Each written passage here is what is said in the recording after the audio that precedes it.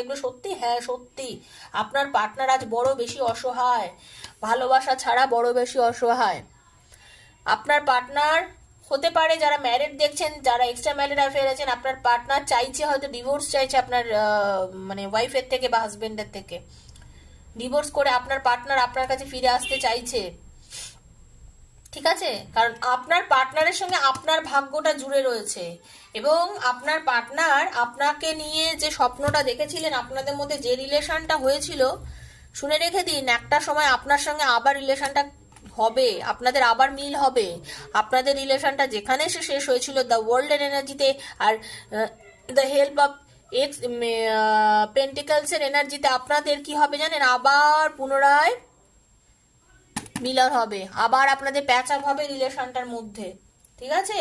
এবং সেটা যে কোন ম্যাজিক্যাল ওয়েতে হবে আপনারা জাস্ট বিশ্বাস করতে পারছেন না, একটা ম্যাজিকের মতন